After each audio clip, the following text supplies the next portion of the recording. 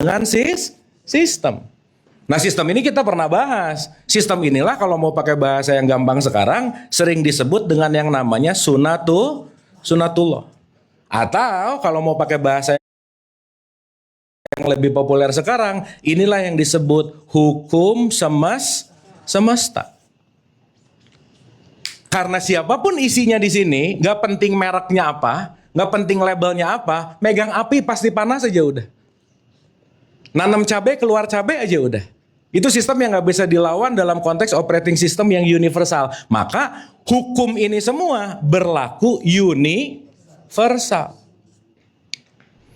Uni adalah unity, kesatuan. First itu ayat-ayatnya Tuhan. Jadi ini semua adalah ayat-ayatnya Tuhan gitu. Makanya platform di dalam perspektif Islam di Quran, kita disuruh menjadi rahmatan lil alamin. Ibu bapak, kita disuruh jadi rahmatan lil alamin atau lil muslimin? Berarti kalau alamin universal nggak kira-kira? Iya. Kalau universal berarti berlaku untuk semua nggak kira-kira? Nah gitu, makanya kita lagi berjalan dari eksklusif menuju inklusif. Eksklusif itu terkotak-kotak, inklusif itu lepas gitu. Nggak ada kotak-kotak lagi gitu intinya. Oke, sampai sini? Clear? Nah, ya. Saya ulang nih ya. Ini saya udah pakai sitasi-sitasinya nih supaya nanti Ibu Bapak kalau mau ngecek ke Qur'annya ada semua di sini gitu. Nah, saya ulang. Berarti saat 32 ayat 9 bicara bahwa aku tiupkan ruh, berarti kita dikasih sumber hidup nggak? Iya. Nah, sumber hidup itu namanya adalah energi. Itu nggak bisa ditolak, nggak bisa digimana-gimana. Contoh aja, Ibu Bapak kalau kita dikasih sumber hidup, bukti kita dikasih sumber hidup apa? Nafas. Ibu Bapak mau punya Lamborghini banyak, kayak villa banyak, nggak punya napas, mau gimana? Bener nggak ini? Mau punya banyak semuanya, tapi nggak nafas, dikubur Ibu Bapak. Bener nggak? Jadi mending punya Lamborghini, mending punya napas. Dua-duanya itu kan lebih keren. Itu suka aneh-aneh. Ya, kalau saya mah dua-duanya sih.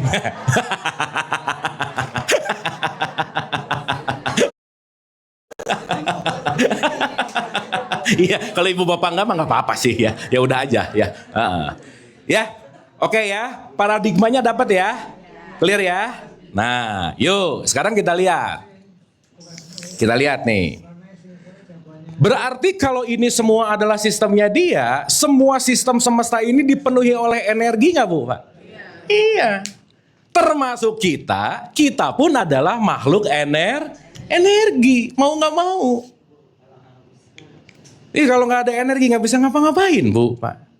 Dan kita ini hidup cuman rebutan energi, namanya kalori gitu. Udah selesai. Dan konteksnya nanti kita akan mengerti bahwa semua konteks di sini adalah energi. Nah, yang menarik, si konteks di buletan ini yang menjadi sistem, dia punya hukum. Dia punya rules. Dia punya aturan. Berarti siapapun yang di dalamnya perlu tunduk sama hukum ini nggak kira-kira? Nah gitu. Jadi ya maaf ya, kalau sekarang kita bicara, gampangannya gini lah Ibu Bapak. Maaf ya, kita bicaranya dalam perspektif kesadaran yang agak lebih tinggi. Siapapun yang tunduk sama hukum energi ini, berarti dia mengikuti hukum atau menolak hukum? Mengikuti adalah surrender, berserah. Maka orang yang total berserah mengikuti hukumnya Tuhan, hukum sunatullah, itu namanya Islam gitu kira-kira. Paham Ibu Bapak? Jadi matahari Islam nggak? Islam. Kapan matahari komplain nggak mau terbit Ibu Bapak? Sok Ibu Bapak maaf ya, kalau matahari bisa PMS gitu ya misalnya. Aduh aku lagi malas hari ini. Repot Ibu Bapak. Benar nggak? Artinya matahari, bintang, bulan, planet apa semua tumbuhan apa semua berislam kepada Allah, kepada sistem gitu. Nah, satu-satunya yang bisa milih, ya, satu-satunya yang bisa milih mau tunduk boleh, mau enggak boleh. Siapa Ibu Bapak? Nah ini nih, Nih, nih, gitu. Karena kita diberikan satu fitur yang namanya adalah pilihan. Makanya di surat 4 ayat 170 bagus tuh statementnya. Jika kamu beriman, itu lebih baik buat kamu. Jika kamu kafir, nggak ngerugiin aku, kata Allah. Jadi Allah nyuruh kita beriman nggak? Ih, dengerin dulu kalimatnya. Dengerin dulu. Jika kamu beriman, itu lebih baik. Betul nggak? Jika kamu, ibu bapak kalau kafir jangan ingat agama orang lain. Bukan loh ya. Kafir itu menolak hukum. Contoh. Nih, ibu bapak nanam cabai, keluar cabai nggak? Begitu ibu bapak nanam cabai, keluar cabai, marah, cabai yang keluar. Harusnya tuh durian. Berarti menolak kenyataan nggak? Jadi kalau orang menolak kenyataan, berarti menolak hukum nggak? Nah itu namanya kafir gitu. Tertutup dari realitas gitu. Makanya nanti secara epistemologi bahasa kita jadi ngerti kok di rumah, di kamar ibu bapak banyak bed kafir, ada nggak? Iya, cover kan ketutup kan. Jadi orang yang tertutup atas kenyataan, atas realitas, maka disebut orang-orang yang kafir. Jadi ibu bapak maaf ya, para nabi dan rasul dulu lagi mau menyampaikan hukum-hukum Tuhan nggak? Iya, tapi dia menyampaikan kepada orang-orang yang sudah yakin atas keyakinannya nggak? Iya. Maka dia ngomong, enggak, pokoknya gini aja. Enggak, hukum Tuhan tuh gini. Makanya ditolak gitu. Betul nggak Bu, Pak? Oke nggak ini? Sip, dah. Jadi yang dikasih pilihan siapa? Jadi kita harus beriman nggak? Enggak, bebas. Tapi kebebasannya itu ada tanda bintang, syarat dan ketentuan berlaku. Kalau kamu ngikutin kamu gini, kalau kamu nggak ngikutin kamu gitu. Berarti hukum semesta Allah ini membebaskan kita memilih atau enggak? Boleh beriman atau enggak? Lah Allahnya aja ngebebasin, kita rese banget sama tetangga ya. Kamu tuh harusnya mulai ini gitu. Tapi nggak apa-apa juga sih, karena dia tahu yang sebenarnya yang paling benar adalah sebatas pengetahuan dia. Ibu bapak jangan lupa, setiap kita punya yang namanya limit pengetahuan. Kita perlu notice itu. Jadi sebagai kita kesadaran punya limit, begitu ngelihat yang beda, jangan dulu nyalahin, tapi ada other thinking, jangan-jangan aku yang belum ngerti gitu. Oke Bu, Pak? Makanya kalau dalam dunia pendidikan nih ya, sedikit ya Ibu Bapak ya, itu ada lower order of thinking, ada higher order of thinking. Dalam taksonomi Bloom, di level rendah, kalau orang di level rendah begitu ngelihat yang beda, salah. Bidah. Oh neraka nih gitu. Misalnya. Enggak misalnya sih, kita benar gitu. Benar. Kan kejadian masalahnya. Tapi kalau di higher order of thinking, begitu ngelihat yang beda, wih, belajar apa nih saya belum tahu gitu. Oke sampai sini. Contoh-contoh ya, ini rada sensitif tapi kita perlu ngerti. Contoh. Ibu bapak maaf ya, sholat yang benar 5 waktu atau 3 waktu? Nah, jawaban ibu bapak menentukan ibu bapak ada di sini atau di sini gitu. 5 waktu atau 3 waktu? Ya sekarang saya tanya, 5 waktu itu yang aku ketahui atau yang benar? Anak udah gitu aja dulu, selesai. Iya. Betul nggak? Mungkin aku belum mengetahui, ada yang 3 misal ya. Cuman yang udah viral, yang udah biasa, yang udah keseharian, yang udah biasa dipakai adalah 5. Sekarang saya tanya, terus ada orang ngomong 3, harus disalahin nggak kira-kira? Jangan dulu. Jangan-jangan dia belum tahu atau kita yang nggak tahu gitu kira-kira. Itulah prinsip Nabi Muhammad bilang, lakum dinukum waliyadin. Kenapa coba Bu, Pak? Karena mau 5 kek mau 3, nggak ngaruh kalau kamu tetap nggak ngikutin hukum Tuhan. Enggak yang bener 5, wah 5. Enggak yang bener 3, tapi dua-duanya pelit gitu misalnya Bu. Ibu bapak ada nggak orang yang rajin sholat tapi pelit, ada nggak? Jangan banyak, nggak enak, ada aja, ada. Iya pasti hukum perputarannya nggak bagus Bu. Sip ya. Karena penilaian hukum sistem Allah, satu, inna akramakum indallahi atqakum. Allah bilang di Quran, Yang paling mulia di hadapan aku orang yang takwa. Isok ibu bapak cari di mana-mana, nggak ada. Yang paling mulia adalah yang rajin tahajud, nggak ada bu. Yang paling mulia ada yang rajin umroh, nggak ada. Kenapa? Umroh, sholat, tahajud, puasa, duha, semuanya jembatan supaya kita selaras dengan hukum Allah. Nah sekarang jembatannya getol dikerjain, tapi nggak selaras-selaras mulu. Kenapa? Sibuk di ritual, tapi tidak menyatu kepada hakikat gitu kira-kira. Oke bu pak, sip ya. Kira-kira ibu bapak ngangkat dari lower ke higher susah atau mudah? Dari sini ke sini susah atau mudah? Susah banget ibu bapak. Apalagi ini sudah menjadi sebuah yang namanya kolektif. Kebiasaan. Makanya suara terbanyak itu selalu akan menang. Tetapi suara terbanyak belum tentu kebenaran. Oke? Kita ulang sedikit. Jadi satu, ini hukum nih. Jadi kita lagi ada di dalam sistem nggak? Sip. Berarti kita termasuk ada dalam konteks keenergian hidup nggak kira-kira? Yes. Berarti kita termasuk makhluk energi nggak? Gitu intinya. Oke? Oke. Nah, yuk lagi. Ini oke nggak ibu bapak? Oke, sip, mantap. Pertemuan berikutnya UTS ibu bapak ya. Ya, nanti ibu bapak pertemuan berikutnya di depan ada kertas. Nah, nanti kita isi ya. Nah, dijamin nggak ada yang datang kayaknya ya. Ya, nanti hasilnya diumumin di RCTI ya. Dah, yuk sekarang dengan perspektif ini kita masuk nih. Sang sumber alif lam lam ha. Kita ngomong dari roots bahasa. Allah itu dari al, de, lah itu laha. Artinya apa? The beginning. Awal, pangkal, mula, sesuatu yang bermula. Itu alif lam lam ha gitu kira-kira. Jadi dia adalah sesuatu yang awal, dia juga adalah sesuatu yang akhir. Ibu bapak ini Allah bukan? Bukan tulisannya. Iya kan ini alif lam lam ha. Bener nggak? Maka ada Allah secara nama, awas loh. Ada Allah secara sifat, ada Allah secara zat, ada Allah secara perilaku gitu. Jadi ada asma, ada af'al di sini. Ada sifat, ada zat. Macam-macam. Nah, makanya dalam tradisi tasawuf, kamu kenal Allah yang mana? Jangan-jangan baru namanya. Ibu bapak maaf ya, kita tahu nama, pasti tahu isinya nggak? Belum tentu.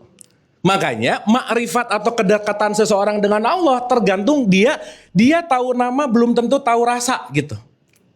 Contoh. Anggap kita belum tahu namanya gula, nggak pernah tahu namanya gula, cuman tahu pengetahuan gula itu manis. Berarti kita baru tahu secara tapi udah mengalami belum? Beda sama orang yang udah ngalamin langsung ngerasa manis. Kalau udah ngalamin ada orang ngoceh tentang gula, alah belum nyobain juga pada ribut loh gitu kira-kira. Paham gak bu? Nah yang ribut biasanya emang yang belum ngalamin sih. Jadi berantem mulu gitu. Allah tuh ya, nah gitu tuh. Ini korban-korban narasi sih biasanya. Tapi gak apa-apa sih. Kenapa? Karena nanti leveling pemahaman dan kesadaran ini semuanya akan bertingkat. Sampai sini clear? Oke? Berarti kalau mau pakai bahasa energi, yang dipercikan ke kita itu energi bagian dari energinya nggak kira-kira? Contoh. Ini PLN pusat.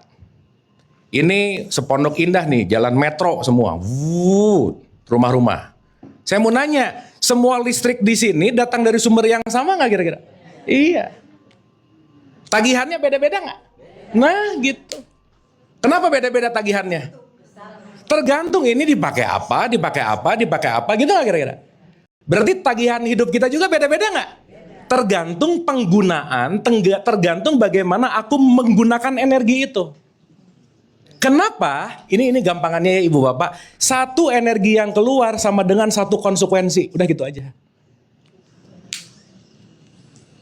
Betul nggak?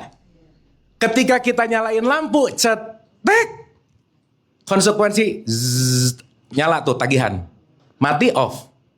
Berarti saat energi digunakan akan ada interaksi nggak Bu Pak? Nah gitu intinya.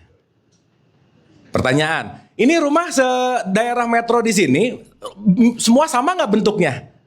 Beda. Tapi sumber listriknya datang dari sumber yang sama nggak? Nah gitu.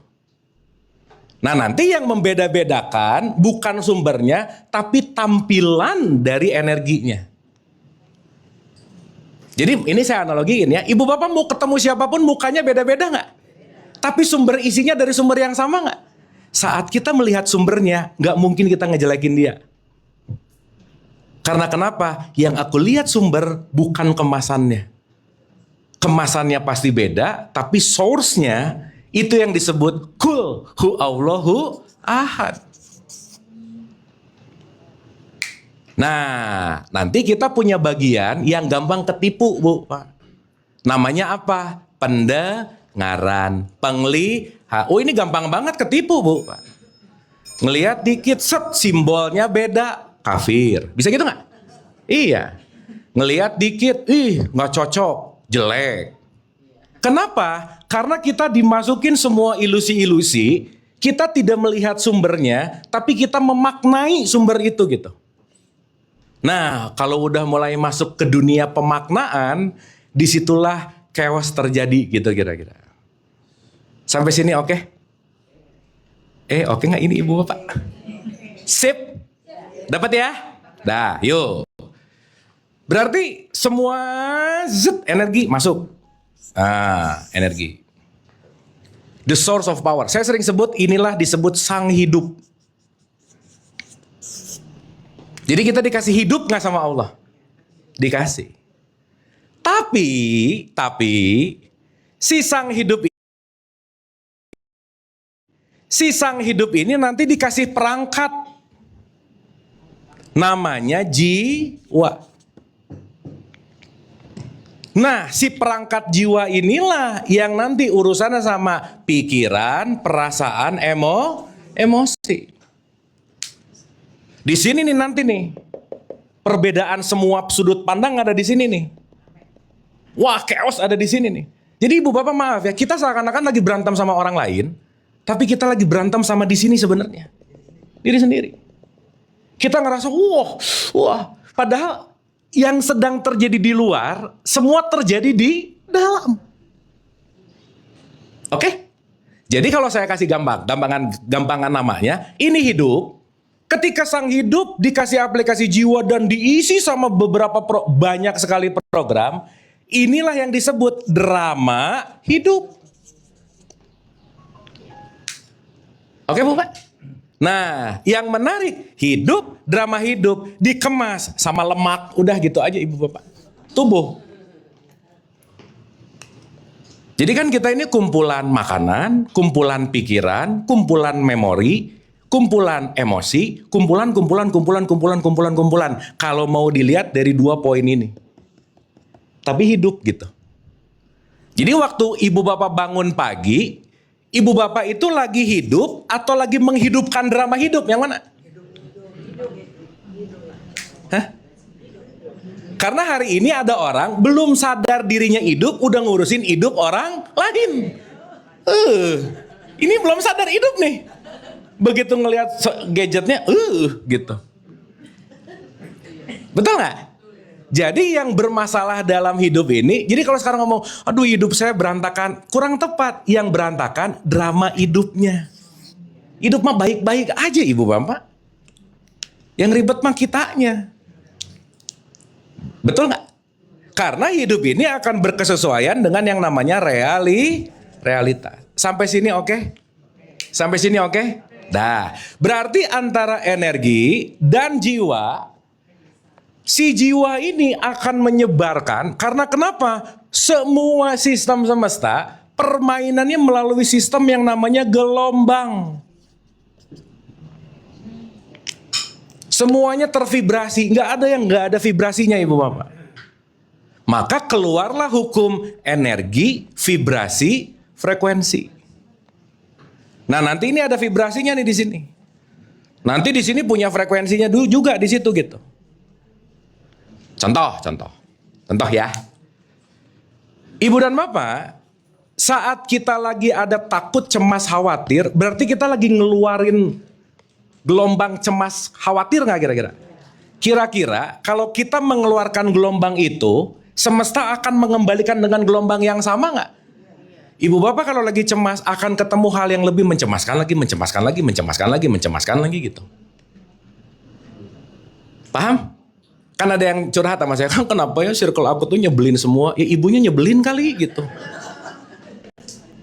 Kenapa? Karena konteksnya semesta tuh nggak pusing, apa yang kamu keluarkan sebagai gelombang akan dikembalikan dengan selaras. Jadi ibu bapak maaf ya, semesta tuh nggak tahu waktu kita sedekah 100.000, 1 juta, 2 miliar, nggak tahu. Nggak ngerti currency ini. Yang semesta tahu, waktu kamu ngeluarin, sikap hatinya gimana gitu. Apa yang digetarkan gitu kira-kira. Kan bisa aja begitu ngeluarin, waduh gua nih. Bisa nggak Bu Pak? Berarti yang dikeluarin gelombang kesombongan nggak kira-kira? Enggak nyaman aja udah. Meskipun ngeluarin sih gitu. Sampai sini oke? Clear ya? Nah dalam bahasa perspektif Quran, inilah nanti yang disebut kolbu gitu. Kolb. Makanya kolbu ini menurut Imam Ghazali atau nanti ini disebut nafs, PR besar kita adalah untuk membersihkan tazkiyatun nafs supaya apa? Yang kita pancarkan, kita siap menerima apa yang dikembalikan gitu. Jadi ibu bapak maaf ya, kalau sekarang saya memancarkan kekhawatiran, terus semesta ngasih saya kekhawatiran, semesta jahat nggak? Enggak. Karena semuanya konsekuensi. Berarti apa yang terjadi kepadaku tergantung apa yang aku gelombangkan keluar nggak? Iya. Nah begitu datang ke kita, kitanya nggak suka, langsung kita ngomong ini adalah ujian. Benar nggak Bu Pak? Ini adalah apa? Pertanyaan saya. Sebagian besar begitu dengar kata ujian datang dari siapa? Allah. Allah menguji. Lah kata Allah, ngapain saya nguji? Betul nggak? Padahal yang kita sebut ini ujian di surat 40 ini citasi Quran ya. Semua musibah yang terjadi pada dirimu disebabkan perbuatan tanganmu sendiri. Karena segala sesuatu akan kembali kepadamu, tergantung kamu menginvestasikan energi kemana gitu kira-kira. Contoh ya, nih contoh. Sampai sini oke ya ibu bapak ya? Udah lumayan relate gitu? Berarti kita perlu hati-hati menggunakan energi nggak? Kehati-hatian menggunakan energi dengan sangat hati-hati, itu namanya takwa gitu.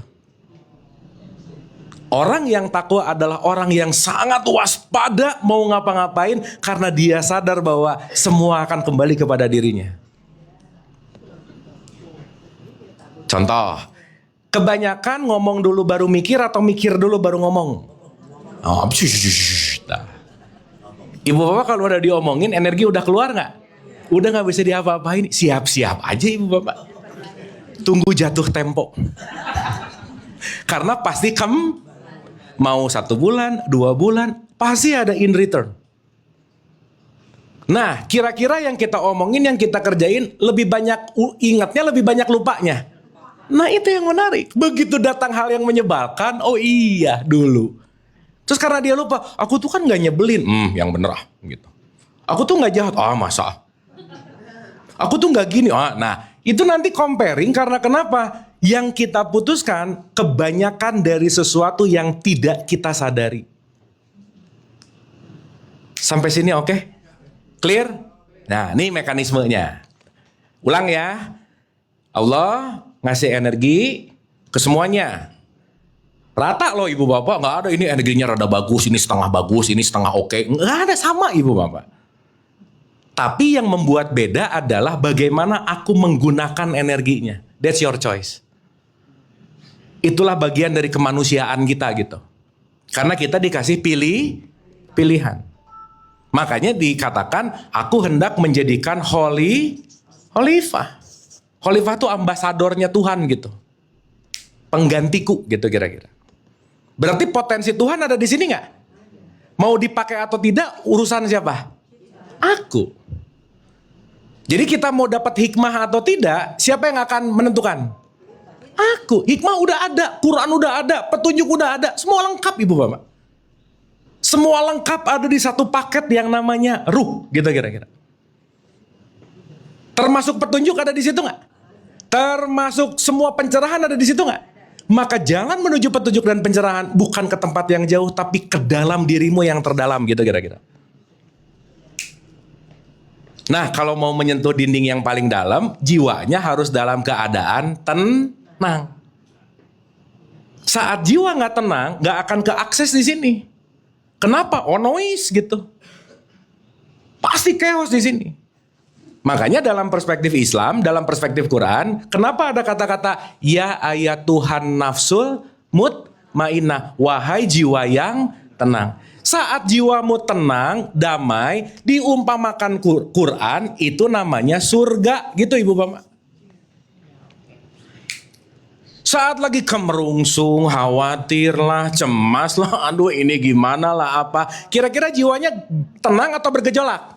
Itu namanya neraka gitu. Jadi dua ini sebetulnya vibrasinya surga, vibrasinya neraka, cuma ada dua, udah itu aja. Oke Bu? Jadi Ibu Bapak pernah bete, sedih, kesal gitu nggak? Lagi ada di mana berarti? Kan saya sering kasih contoh di sini ya. Ada orang lagi kesel marah-marah, waktu sholat. Ya Allah, janganlah engkau masukkan aku ke neraka. Kata Allah, dari tadi udah ya. Kan lagi kesel. Gimana sih gitu? Bukan nggak boleh kesel sih Bu, boleh. Kesel mah boleh-boleh aja. Tapi tahu batasannya gitu. Karena tahu konsekuensi. Oke? Clear ya? Nanti kita punya satu waktu, si energi ini, si wadah lemak ini nih, expired. Stop. Di tubuh ini. Tapi recording sama energinya carries on. Makanya nanti disebut fiha abada. Makanya dalam bahasa Quran yang mati itu bukan tubuh fisikmu, tapi quote and quote, nggak ada kata-kata kematian dalam Quran yang ending mati udah, tuh nggak ada Ibu Bapak, yang ada kematian jiwa gitu. Ibu Bapak pernah ngelihat orang mati nggak? Enggak, yang mati mah badannya bukan orangnya. Kan yang mati tubuhnya, jasadnya, yang dikubur jasadnya. Si dua partikel ini kan nggak, ya maksudnya nggak diikut di situ kan? Yang dibalikin ke tanah itu adalah yang berasal dari tanah gitu kira-kira. Ruh, ya ininya istilahnya nggak di situ gitu kira-kira. Sekarang saya tanya Ibu Bapak, maaf ya, dengar mati takut nggak? Ya gitu sih. Saya mau nanya ya, maaf. Ibu Bapak bisa dengar mati takut, kenapa coba? Ditakut-takutin sama narasi. Dari brojol, nanti setelah mati ada satu jembatan seperti rambut dibelah 7. Jadi kayak lagi sirkus, jatuh dikit neraka gitu Pak. Nempel nggak di sini? Jadi kita takut mati karena ada ilusi-ilusi ilustrasi itu. Belum nanti digambarin neraka ada lidah digunting lah, disetrika gitu-gitu nggak kira-kira? Iya, akhirnya kita takut mati bukan karena matinya, karena narasi. Nah, salah satu kekuatan kita sebagai homo sapiens manusia itu adalah narasi, nanti kita akan ngerti gitu. Oke Bu, Pak. Mati pasti nggak? Pasti. Kenapa takut? Contoh. Ini dalam teologis Islam ya. Dikit dulu ya, jadi keingetan. Ibu Bapak pernah dengar nggak? Ada 2 pilihan ending. Good ending, bad ending. Kayak film lah. Yang good namanya husnul khotimah. Betul? Yang bad namanya su'ul khotimah. Su'ul itu artinya nggak baik gitu. Pertanyaan, kalau tiap doa memohon yang mana? Sekarang saya tanya, kita husnul khotimah atau tidak dikasih Allah nggak? Nah, mulai nih. Lah, ending kita mau baik atau buruk tergantung apa yang kita kerjain sekarang nggak kira-kira? Iya.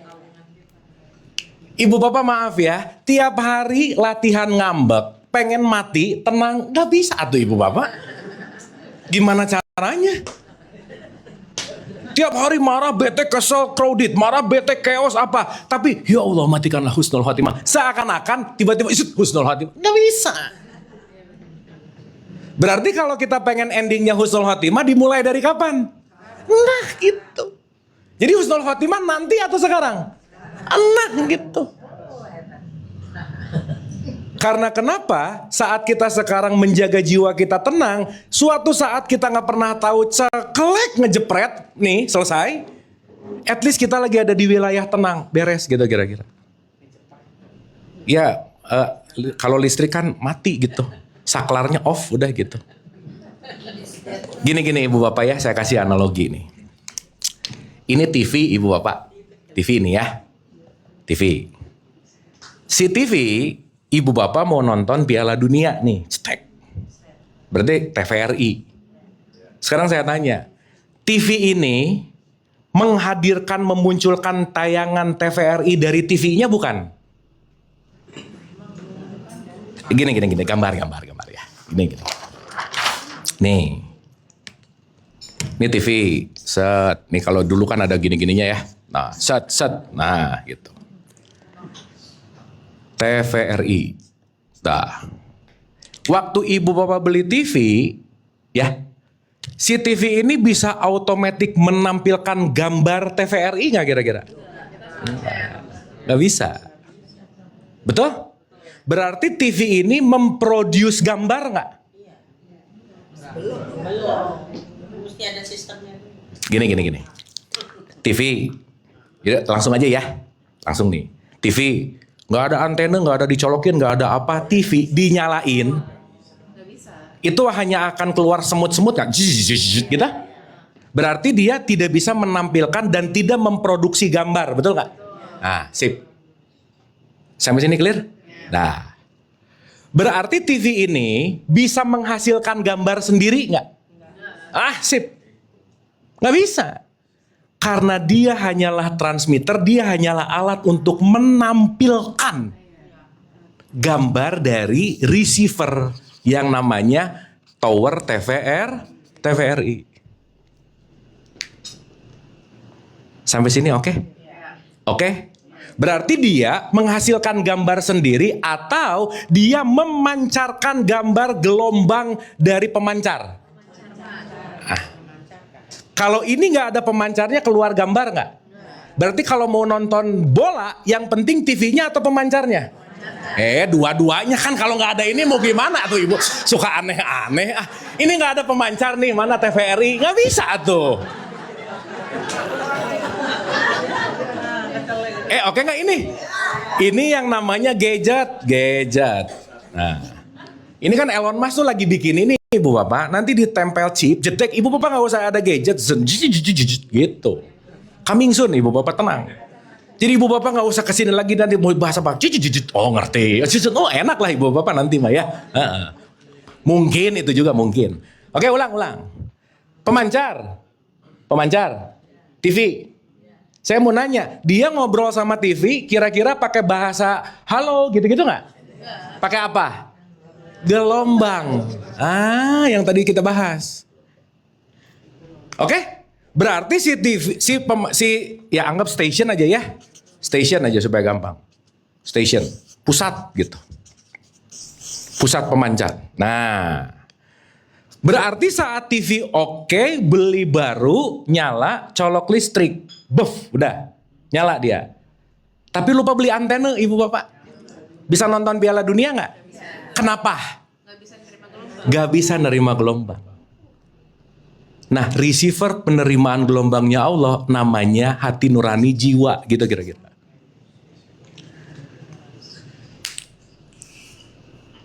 Oke? Nah, sekarang saya tanya. Ini TV ada masa rusaknya nggak? Ada nggak? Ada, pasti udah expired apa, rusak. Atau nggak usah rusak dulu lah. Malam-malam ibu bapak ngantuk, switch off, cetek, zet. Tayangan TVRI mati nggak? Kan masih ada tayangannya, cuman tidak menampil. Emang TV mati TVRI jadi bangkrut kan? Enggak. Ulang dulu. Ini ada TV mati. Antena. Tetap nerima gelombang nggak?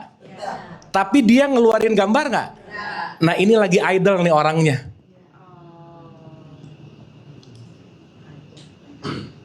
Paham? Jadi urusan mau TV mati, setengah mati, rusak. Gak ada urusan sama pemancar gelombang ini. Itu akan terus ada. Iya dong.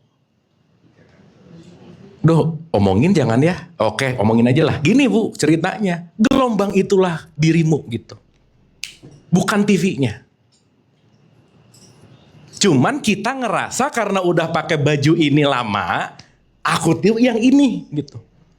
Lupa sama ininya nih. Oke nggak ini? Duh susah cerita ini Bu, Pak. Sip. Ulang. Kalau dipindahin ke RCTI bisa nggak? Bisa. Tayangannya RC ke SCTV bisa nggak? Terserah kamu mau ngambil gelombang yang mana bebas. Tapi sadarilah, kamu bukan TV-nya, tapi kamu adalah gelombangnya. Yang memerlukan TV untuk menampil gitu kira-kira. Oke nggak nih? Oke? Sekarang saya mau nanya Ibu Bapak. Di sini mau ada Piala Dunia kayak film rame kayak apa dan lainnya. Nggak ada TV-nya, bisa dinikmati nggak? So that's why perlu ada fisik gitu. Iya fisiknya ini. Berarti ini yang menampil keluar tergantung pemancarnya nggak kira-kira?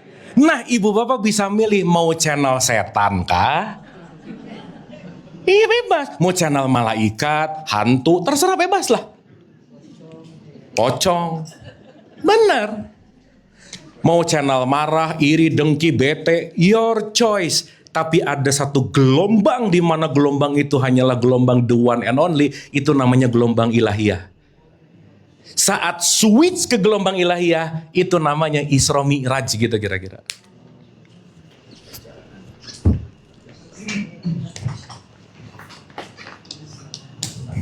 Terima kasih Kang Abu.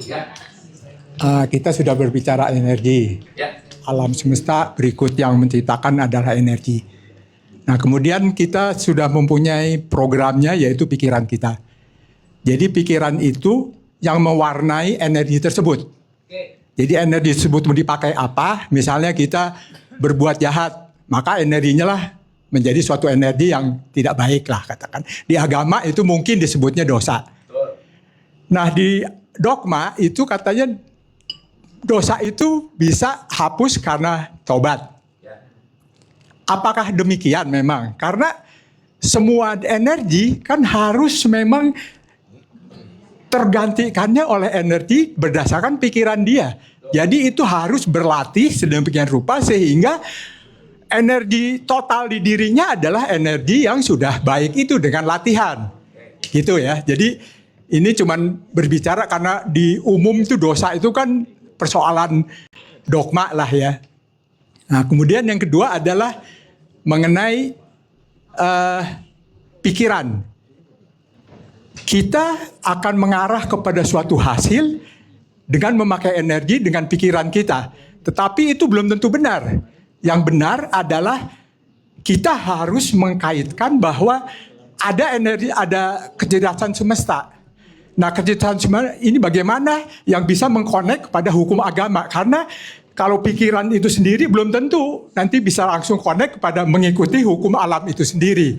Nah bagaimana koneknya antara kecerdasan semesta dengan pikiran kita ini supaya connect. Itu aja Kang Abu. Terima kasih. Wah, keren. Terima kasih. Hari ini kita selesai maghrib ya Ibu Bapak ya. Aduh mati nih. Oke, ulang ya. Makasih Pak. Kita nanti akan arahnya ke situ. Ibu Bapak urusan TV oke dulu nggak nih?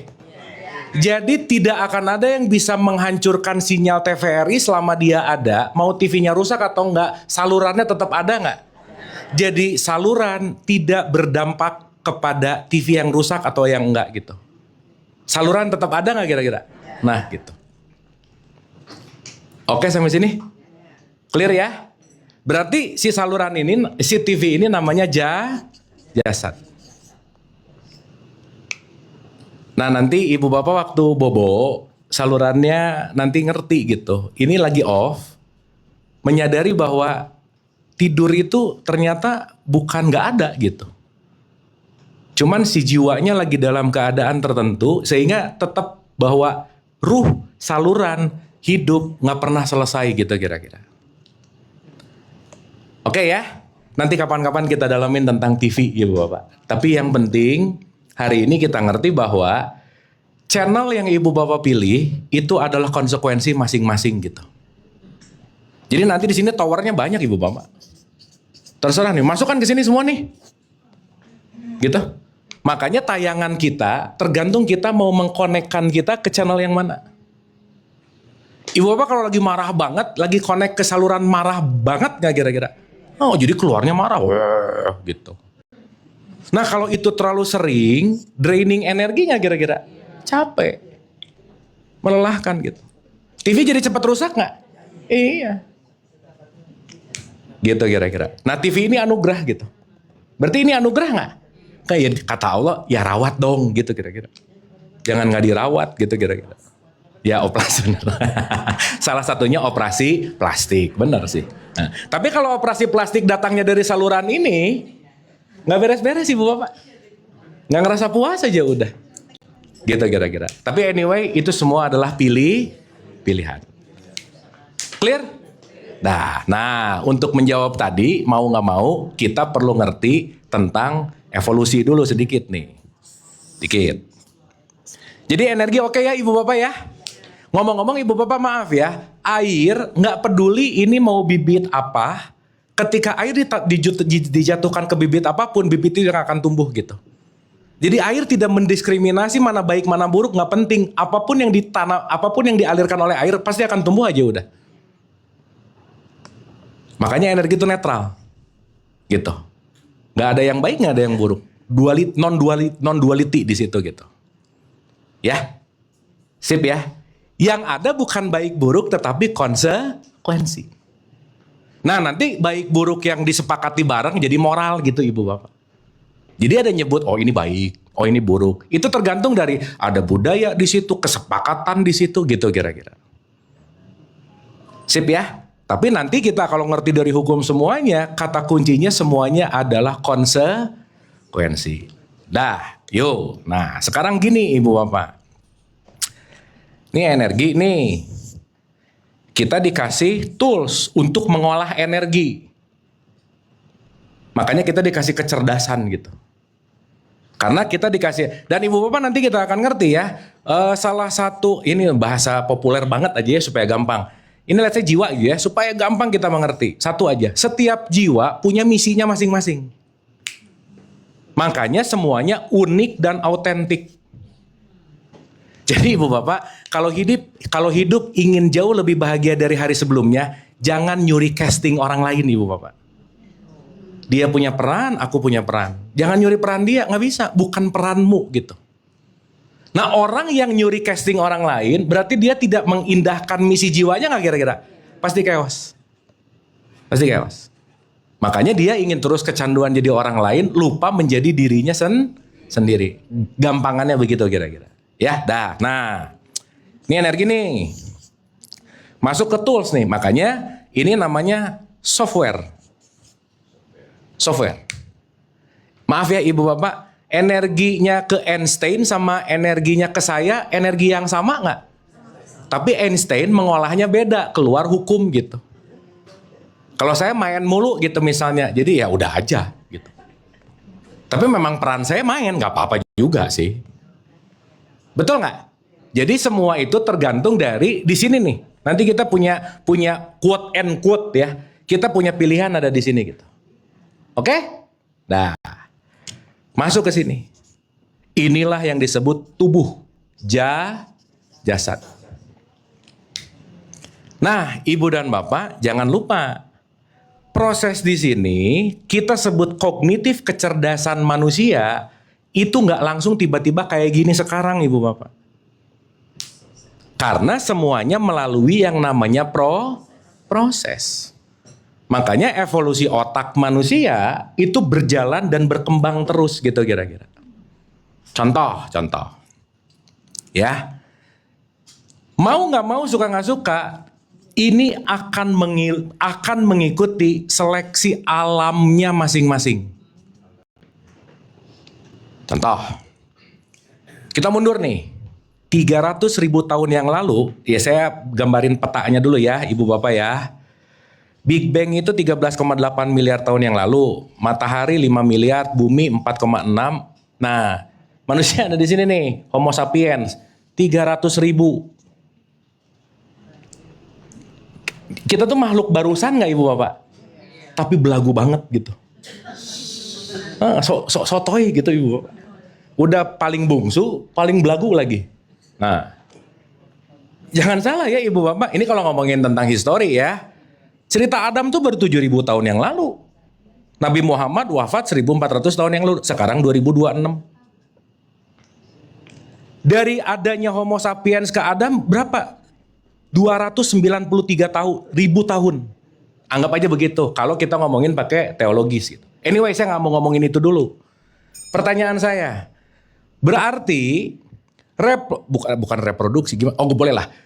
Produksi konteks tubuh fisik kita terjadi dari 300.000 tahun yang lalu nggak kira-kira? Iya dong. Sampai sekarang. Ini nenek moyang kita, si Homo sapiens nih. Pertanyaan. Nenek moyang kita dulu kalau lapar nge-GoFood nggak? Hah? Kalau lapar, cetek, diam, makanan nyamperin. Atau dia yang harus memangsa makanan? Jadi kalau lapar sama dengan bangun, berburu, siap-siap mati, dapat makan atau tidak, dan seterusnya. Rangkaiannya panjang nggak kira-kira? Nah, yang menarik Ibu Bapak, evolusi biologis kita berjalan lambat, teknologinya cepat. Paham nggak maksud saya? Oke, nah sekarang kita balik dulu ke sini nih. Wah, dulu mah nggak mikirin mau merek makan, nggak penting Ibu Bapak. Nomor satu saat 300.000 tahun yang lalu, poinnya adalah survival. Titik, udah. Oke? Berarti kalau mau survival, gimana caranya saya bisa melawan alam?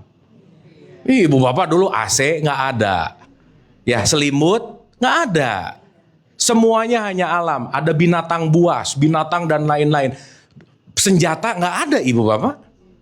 Betul nggak? Berarti waktu itu nenek moyang kita struggle melawan alam nggak? Jadi pikiran dia cuman apa? Survive, titik. Sekarang lebih mudah segala sesuatunya nggak? Tapi DNA survive-nya masih ada nggak kira-kira? Nah, gitu. Jadi kalau saya Ibu Bapak urusannya survive mulu, berarti otak purbanya aktif nih, gitu. Iya Ibu Bapak, makanya tetap ada lapar. Dulu ketemu harimau takut. Takutnya nempel di kita nggak? Sekarang nggak takut ketemu harimau. Lihat email dari bosnya kayak ngelihat harimau gitu, sama takutnya, cuman beda event gitu kira-kira. Paham nggak? Dulu ngelihat harimau, nah gitu. Sekarang ngelihat mertua, wah sama aja gitu misalnya gitu. Misal gitu. Nah, jadi ini mewarisi nggak kira-kira? Mewarisi. Nah, jadi kalau kita ngelihat perjalanan ini, si tubuh kita mengalami yang namanya evolusi. Nah, nanti kita masuk ke situ. Jadi Ibu Bapak, dulu waktu zaman cuman survival ya, nggak kepikiran, aduh ini WhatsApp, IG, aduh ini likes berapa. Nggak ada Ibu Bapak. Nggak ada kepikiran sesuatu kecuali bertahan Pertanyaan saya. Waktu itu orangnya banyak atau dikit? Dikit Ibu Bapak, belum sebanyak sekarang. Kalau mau bertahan hidup harus berkelompok nggak? Nah, makanya mereka membentuk sebuah community. Karena dengan bersama span hidupnya lebih banyak. Berarti semuanya tergantung satu sama lain nggak kira-kira? Nah, ini satu aja Ibu Bapak kita kaitkan sekarang. Dulu Bu Pak, dikucilkan dari komunitas sama dengan mati. Sendiri. Betul? Ya kalau sekarang kan nggak gitu dikucilin, nggak mati-mati amat, betul nggak? Tapi rasa si genetik itu masih ada nggak di sini? Maka sekarang ketakutan apapun bukan masalah apa yang dilakukan, takut dikucilkannya sebenarnya. Karena kita membawa memori ini. Ini anaknya misalnya nggak rajin sholat, ibunya ngamuk, kamu tuh nggak sholat atau gitu. Sebenarnya bukan masalah itu. Kalau dia ketahuan nggak sholat, nanti gue dikucilin sama teman-teman gue, gitu kira-kira bukan. Kalau dikucilin, dijauhin, dimusuhin, itu yang tubuh kita nggak bisa nolak, gitu kira-kira. Dan itu ada dalam genetiknya kita, gitu. Sampai sini oke? Berarti dari situ sampai sekarang ini masih ada nggak? Nah, dengan ini saya sekarang ke tengah ke kesadaran. Dengan pilihan kesadaran, kamu tetap mau menggunakan sistem liar yang lamakah, atau kamu mau membaru gitu kira-kira? Makanya di sini urusannya makan, minum, reproduksi. Nggak ada lagi Bu. Makan, minum, reproduksi. Dengan seiring ke sini, kalau cuma makan, minum, reproduksi berarti tidak membuat suatu meaning, betul nggak? Makanya meaning datang dengan ini yang bertumbuh, pikirannya update, kesadarannya update supaya apa? Creating, bukan hanya survival, tetapi bermanfaat. Evolusi nggak kira-kira? Jadi kalau kira-kira orang nggak mau bermanfaat, belum move on dari 300.000 tahun yang lalu, gitu aja ibu bapak. Oh belum move on nggak apa-apa juga. Dan that's fine gitu. Satu nih ya, misalkan kita kadang-kadang suka rada-rada gimana gitu, misalnya, gini ya, ada contoh-contoh. Harimau makan rusa, jahat nggak bu? Pak? Jahat nggak?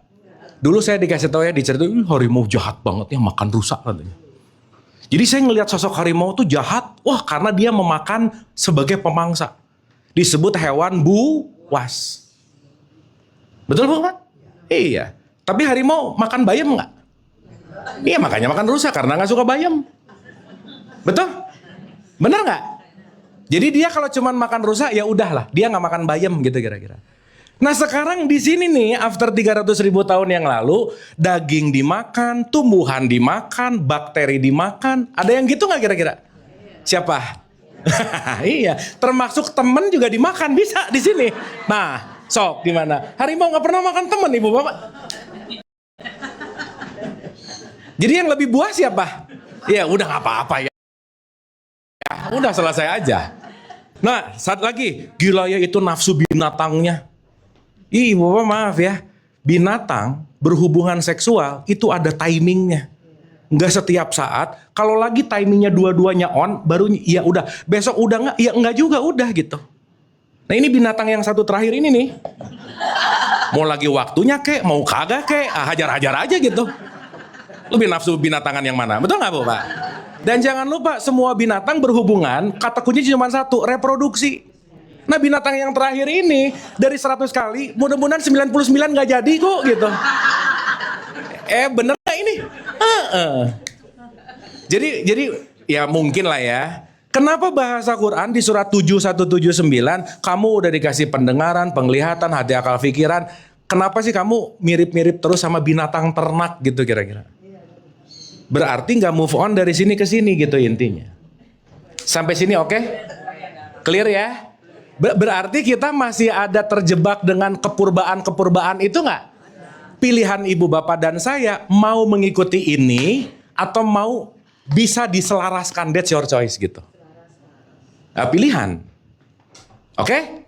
Nah, keselarasan itulah diberikan yang namanya akal. Quote and quote. Maka si akal ini mau dipakai apa, ngambil tetap dari energi, tergantung kamu mau dipakai ke positif atau negatif, that's your choice. Tapi outputnya, tapi inputnya kembali ke kitanya, itu sebuah yang namanya konsekuensi. Nah, dalam teologis agama, akal dengan jiwa kepakai hal yang buruk namanya dosa. Dosa itu artinya penyesalan. Kamu pasti nyesal nanti. Ada sesuatu yang disesalkan gitu. Supaya apa? Memberikan sebuah yang namanya penanggulangan gitu ibu bapak. Jadi kasih tahu ini dosa, ini dosa, ini dosa, ini dosa, ini dosa gitu. Nah ini contoh ya, kita belajar dari history of theological.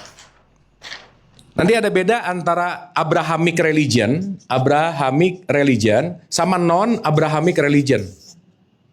Ini belakang.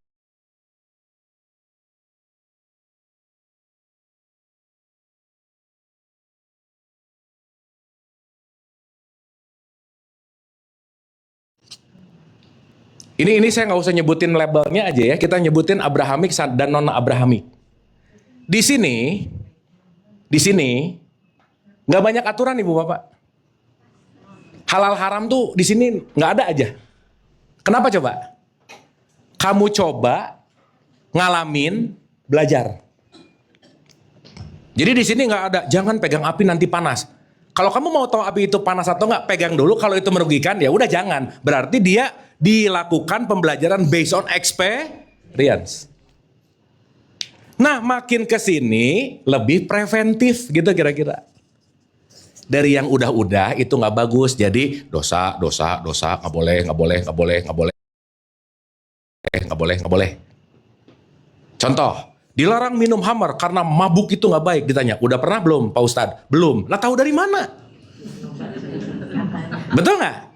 Sekarang saya tanya, mending nyoba dulu, mending preventif yang mana? Terserah ibu bapak, nggak boleh ngejudge ya. Awas, hati-hati. Pilihan itu mah. Terserah.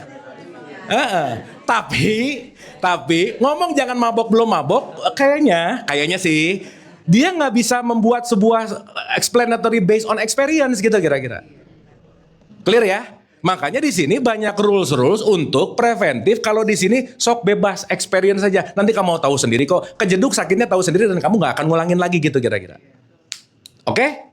Nah, berarti segala bentuk apapun yang datang ke kita itu namanya keputusan. Keputusan motifnya dari mana? Keinginan. Keinginan motifnya dari mana? Pikiran, perasaan, emosi motifnya dari mana? Narasi faktor eksternal.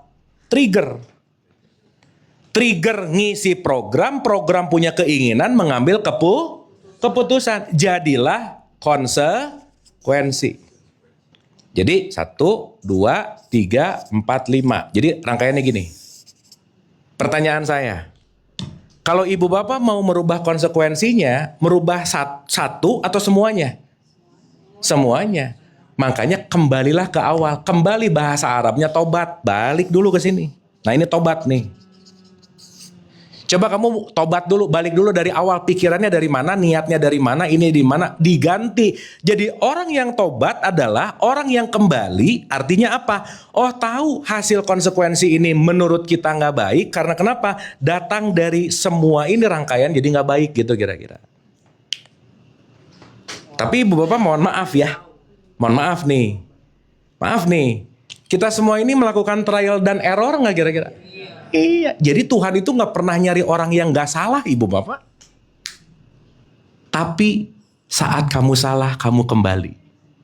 Karena kesalahan bisa menciptakan pelajaran baru. Maka historicalnya Adam, apa coba? Bikin salah. Pelajarannya Adam bikin apa bapak? Makan buah, yaitu ceritanya lah gitu. Oke? Berarti Adam bikin salah. Sekarang pertanyaannya, yang membuat Adam dalam tanda petik nih, jadi contoh buat kita, saat aku salah, aku sadar, aku mau kembali untuk tidak melakukan kesalahan yang sama. Kesalahannya dia bisa jadi pelajaran kita nggak Bu Pak? Iya. Jadi kesalahan bagian dari sistemnya Tuhan juga nggak kira-kira? Karena kalau tidak salah, tidak nah gitu. Quote and quote, kalau nggak ada dosa juga tidak belajar. Berarti ini semuanya untuk pertumbuhan pembelajaran nggak kira-kira? Makanya ibu bapak maaf ya, jangan pengen jadi orang yang nggak berbuat salah sama sekali, nggak bisa ibu bapak. Karena di dalam kesalahan ada pembelajaran. Jadi ibu bapak yang kira-kira sekarang kesalahannya masih sedikit, sok yang banyak ibu bapak. Iya, biar dapat banyak pelajaran. Tapi nyari yang beda gitu ibu bapak, yang variatif gitu. Jangan itu mulu, bosan. Quote and quote gitu. Nah, jadi balik lagi ke tadi, saya sih memahaminya dalam perspektif kalau ngomongin tentang dosa, konteksnya adalah penyesalan yang kita bisa ambil pelajaran sehingga kita melakukan next movement jauh lebih waspada dan jauh lebih bisa bermanfaat. Itu sih Pak poinnya. Nah, tapi maaf nih, di teologis kan nggak dijelasin gini-gini Bu Pak. Pokoknya dosa. Sekarang saya tanya, begitu orang pokoknya dosa nggak ngerti mekanismenya, dia sebenarnya pengen banget tapi ditahan-tahan. Lama-lama meledak nggak kira-kira? Kenapa? Karena dilakukan tanpa pengertian, karena digunakan dengan ketakutan. Makanya agama itu fearness biasanya masuknya gitu. Oke? Sip. Aduh lemas gini ibu bapak. Dapat ya? Bisa dimengerti ya? Nah, conclusion. Terima kasih hari ini pertanyaannya keren-keren dan harapannya ibu bapak dapat something dari obrolan ini? Ya, ibu bapak apapun yang didapatkan pasti sesuai dengan kadar dan kapasitasnya masing-masing dan that's okay. Apapun itu gitu. Seenggaknya kita sama-sama sedang berpikir, saat berpikir energi kita at least nggak dipakai hal-hal yang nggak penting gitu kira-kira. Ya, betul nggak? Seenggaknya sejam ini ibu bapak lupa masalah, lupa ini, lupa nggak apa-apa. Refresh gitu. At least kita lagi masuk ke dalam system of thinking namanya. Nah itu nanti quote and quote ya akan ngebuat kita jadi lebih bright lah gitu intinya. Oke ibu bapak, conclusion. Kita simpulkan dulu nih. 1. Pernah dengar nggak innalillahi wa inna ilaihi rojiun? Itu suka urusan sama mati nggak kira-kira? Terus kalau pas ada meninggal innalillahi, kan latah ya. Kan nggak sadar-sadar amat juga. Pokoknya, nah kalau ada yang meninggal innalillahi ya, iya mah innalillahi. Dia ngikutin nggak kira-kira? Bunyi tapi nggak ada esensinya gitu. Nah, yuk sekarang kita lihat ibu, betapa pentingnya statement itu. Innalillahi wa inna ilaihi rojiun. Semua adalah sistemku. Kamu suka atau enggak, nolak atau nerima, kamu gak akan bisa kabur kemana-mana. Ilaihi rojiun, kamu akan kembali ke aku juga kok gitu. Mau lewat jalan benar, lewat jalan salah, mau tersesat, setengah tersesat, kamu akan kembali ke aku gitu kira-kira. Kembali kepada yang namanya realitas. Jadi maksudnya apa sih Ibu Bapak? Yuk jiwa kita sekarang yang masih banyak titik-titik penekanan yang belum diterima, yang belum dimaafkan, yang belum dilepaskan. Jangan-jangan itu yang ngebuat kita hidupnya jadi berat gitu kira-kira. Jangan-jangan itu yang gak membuat kita jadi flowing untuk masuk ke dalam pertumbuhan dan seterusnya. Sehingga nanti kita akan menyadari bahwa semua konteks hidup kita hanyalah bagaimana kita memperbaiki sistem jiwa kita masing-masing gitu intinya. Itulah kenapa tidak akan ada yang bisa menolong kita kecuali kita mau merubah diri kita masing-masing. Karena perjalanan ini adalah perjalanan yang tidak bisa diwakilkan. Oke Bu, Pak? Dan yang paling penting lagi, jangan lelah untuk terus belajar menambah pengetahuan. Kenapa? Saat pengetahuannya rendah, pemahamannya pasti rendah. Saat pemahamannya rendah, keputusannya pun pasti kualitasnya rendah. Jadi ketika keputusan pengen oke, di sini ada understanding, di sini ada knowledge. Itulah kenapa. 1, please do open mind. Yang kedua, jangan lupa juga open belief. Karena boleh jadi belief yang kita tanamkan sudah tidak relevan dengan realitas yang terjadi gitu. Dan semuanya adalah pilihan kita masing-masing. Oke? Energi nggak pernah itu mau buruk mau baik, terserah, tergantung kita mau makainya kemana. Tapi ingat, satu energi mengandung konsekuensi. Jadi hati-hatilah dalam melakukan segala sesuatu karena semua akan kembali sama kita masing-masing gitu. Hatur nuhun. Itu dulu hari ini. Semoga get something Ibu dan Bapak ya. Dikunyah pelan-pelan, nanti lagi makan udah kenyang pasti lebih paham ya.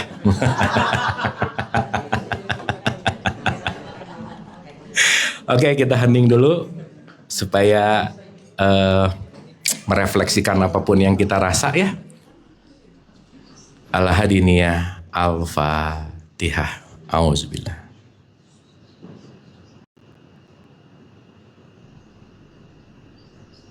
Alhamdulillahirabbil alamin.